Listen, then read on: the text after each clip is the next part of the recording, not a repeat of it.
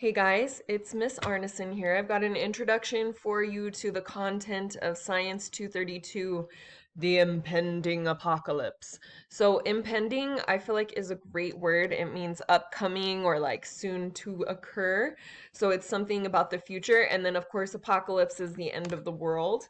So, here, of course, you can guess it's Miss Arneson and it's a science class. So, we're probably going to be talking about the topic related to climate change. And even though our last class was about climate change, this one is also about climate change too, but that one was really looking at the big picture global patterns. And this one's really going to look more at the consequences and developing solutions for those consequences. So I kind of wanted to go over it with you. I personally love the genre of post-apocalyptic worlds. So, or dystopias, they kind of lump those together a lot of times.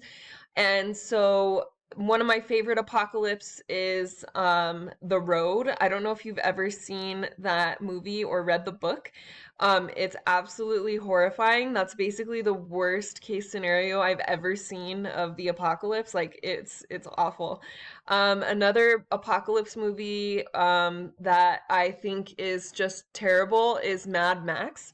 I kept Mad Max as our picture in the background for this particular class. I had never seen the original Mad Max, but when I watched the new one, which I guess is kind of old now, I was like completely horrified by that world. And because we live in the desert already, those are the kinds of apocalypses that we would be facing here in our desert. And so I thought that was a perfect like theme for the class, looking at apocalyptic kind of conditions that would occur. And so there's going to be different ones. Like in some parts of the world, we're going to have like an extreme drought, like here. And then in some parts of the world, there's going to be flooding, and you'll no longer be able to live in places that were completely habitable before the sea levels rose. So I just wanted to kind of give you a little introduction to this content because there's a little quiz you guys are going to take about it. The number of this class is Science 232. The title of the class is The Impending Apocalypse. It's term 4 when you should be taking this. If you're taking it after, just remember to do one week worth of work per week, and you'll still get through everything on time. My phone number is right here. Of course, you can contact me. I'm cool with texting, so if you want to send me a text, that's great. Um, and let's look at these standards. So this bottom part, remember, is the NGSS or Next Generation Science Standards, things that they think that we should be studying in high school science. And so there's 3 of those standards that we're going to be looking at in this class, and you can read basically what they're about. So this first one, I'm not going to read it to you because like you can read, but it basically is about figuring out what type of energy we should be using. So if we use, for example, you might have heard of something called clean coal.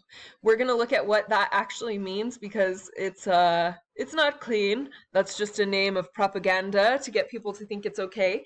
But that is, if you're a coal miner in Virginia and you are making your money based on coal mining, then that is not just an energy source to you, it's a source of livelihood for your family. So we're going to look at the costs and benefits and what we should and could do to get enough energy for us all to live our lives the way we want to, but also not make the planet uninhabitable or apocalyptic for us. These standards all have a link to the long version. I have the short version in the syllabus because nobody wants to look at the long version. These middle parts right here are kind of like the themes of it. So I always, because I have these memorized now, I skip them. I don't even look at that. This is the thing that's in the syllabus. So it tells you like specific things to study. But then if you come further down, it gives you what are called evidence statements. And so it tells you what you should be able to do by the end of the class or the finishing of the standard. So it's going to have you you're going to have to evaluate given design solutions, including reliability and validity of evidence used to evaluate the design solutions. So in this class, we're going to look at fake news and propaganda and some things that I really think are important you guys notice, just because I see some of the things you guys ask me about and you think they're credible, and they're actually biased sources. So I want to make sure you know how to tell that.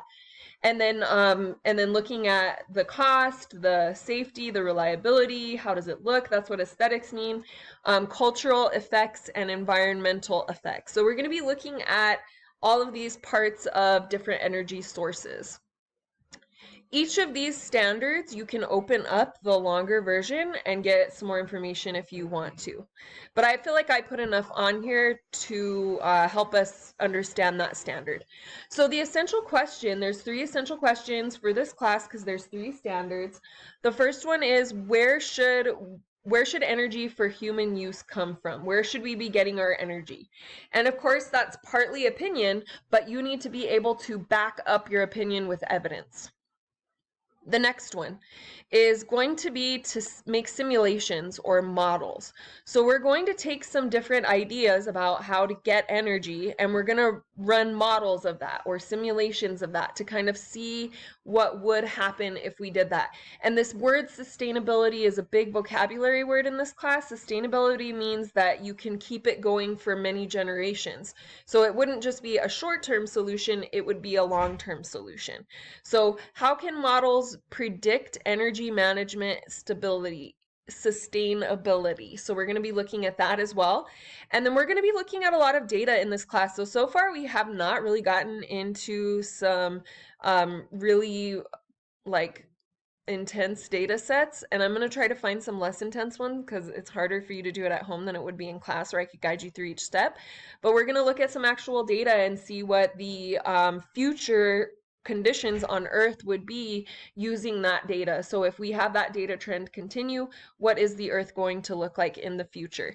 So those are the 3 topics we're going to be covering. They are all climate change related, but it's different than looking at the overall parts of climate change on a global scale, and we're going to bring it a little bit local, and we're going to focus more on New Mexico.